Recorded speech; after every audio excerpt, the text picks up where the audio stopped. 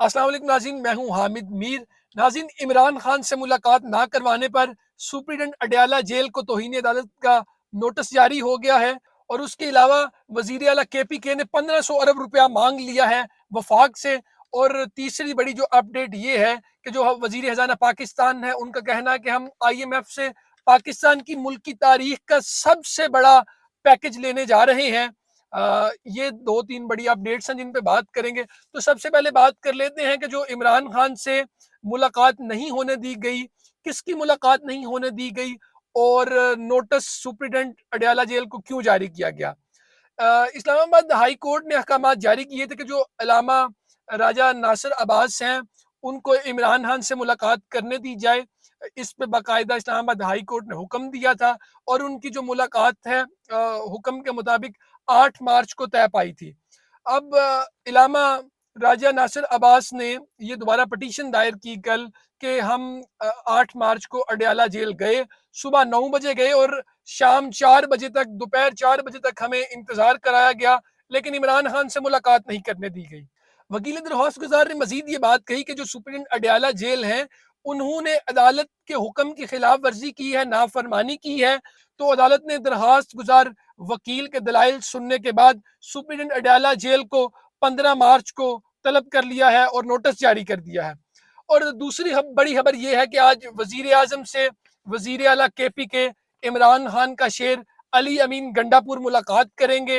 अब वो मुलाकात में क्या बात होगी, अभी जो जराए से खबर सामने आ रही है, जो वजीर आजम शहबाज शरीफ और वजीर आला KPK की मुलाकात होगी, उसमें वो चीफ सेक्रेटरी की तैनाती से मुतल्लिक गुफ्तगू करेंगे और उसके अलावा अली अमीन गंडापुर 1500 अरब रुपया वफाक से मांगने का मुतालबा करेंगे, जो कि वाजबात बाकी है वफाक पे KPK के। तो वो 1500 अरब रुपए से मुतल्लिक भी गुफ्तगू होगी।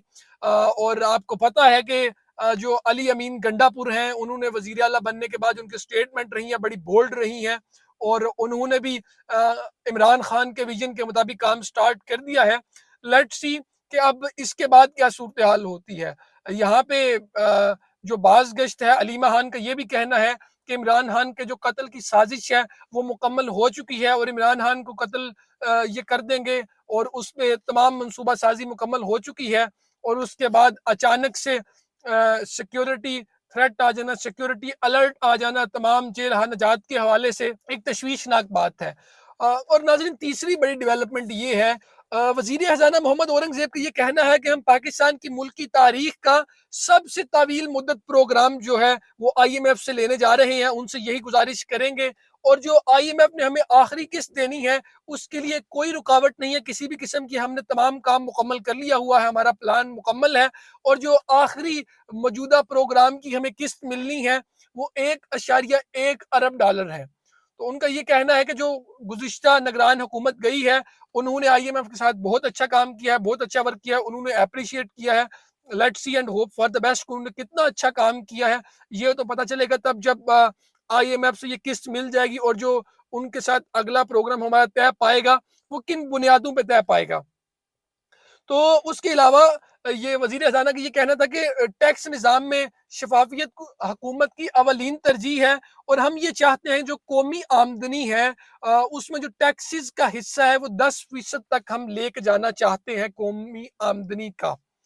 तो नाजरीन, IMF भी किसी भी मुल्क को जो है कर्ज तभी देता है जब उसमें स्टेबिलिटी होती है, जो सियासी इस्तेहकाम है तब वो देता है। मैं तो समझता हूँ कि जो इसमें chief of the army staff है उन्होंने बहुत अच्छा रोल प्ले किया है गुज़िश्ता निगरान हुकूमत के दौर में, कि उन्होंने खुद इन चीज़ों को टेक ओवर किया। देखा जब डॉलर की कीमत आसमानों से बात कर रही थी, उसके बाद FIA ने छापे मारे, FIA मुतहरक हुई, डॉलर की कीमत नीचे आई और कुछ सूरत हाल बेहतर हुई।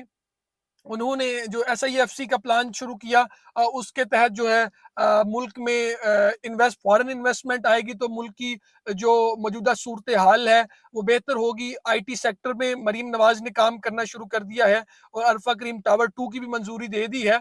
तो इस तरह फॉरेन कंट्रीज पाकिस्तान में तभी इन्वेस्ट करेंगे जब उन्हें एक साजगर माहौल मिलेगा। साजगर माहौल के साथ साथ उनकी लेग पुलिंग बंद की जाएगी, उनको सहूलियात दी जाएंगी।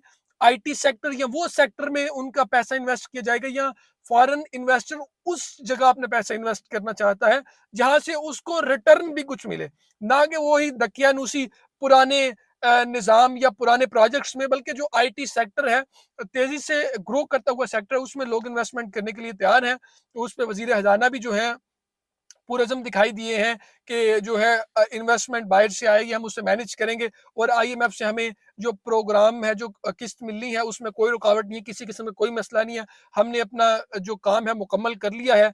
और उन्होंने कहा कि आईएमएफ से नए कर्ज प्रोग्राम का इब्तदाई खाका भी हमने तैयार कर लिया है और हम इस पे श्योर हैं कि हमें जो कोटे से ज़्यादा फंडिंग मिले, चूँकि आईएमएफ के इख्तियार में होता है कि माहौलियात की बेहतरी के लिए आईएमएफ कुछ ममालिक को कोटे से ज़्यादा भी कर्ज देता रहा है।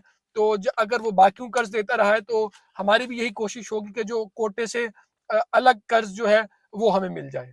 नाज़रीन, आज की जो बड़ी डेवलपमेंट्स थी वो यही थी कि जो वज़ीर आला केपीके की पीएम से मुलाकात होगी, उसके अलावा आईएमएफ से मुल्क की तारीख का सबसे तावील मुद्दत प्रोग्राम लिया जाएगा या ये लेना चाहते हैं। और उसके अलावा जो अडाला के सुप्रीडेंट जेल को तौहीन अदालत का नोटिस जारी हुआ है, उस पे 15 मार्च को उनको तलब किया गया है अदालत में। देखते हैं कि वो क्या इस पे स्टांस अपनाते हैं। चूँकि 8 मार्च तक किसी किस्म की कोई भी पाबंदी आयद नहीं की गई थी। ये पाबंदी तो 10-11 मार्च को आयद की गई है, बल्कि 12 मार्च को आयद की गई है इमरान खान से मुलाकात के लिए और सिक्योरिटी जो अलर्ट या सिक्योरिटी थ्रेट जारी किया गया है। तो नाज़रीन, आज की बड़ी डेवलपमेंट्स यही थी। नई डेवलपमेंट्स के लिए और नई वीडियोज़ के लिए हमारे पेज और हमारे चैनल को ज़रूर सब्सक्राइब करें ताकि आपका फीडबैक हमारे तक पहुँचता रहे। अल्लाह निगहबान, पाकिस्तान ज़िंदाबाद।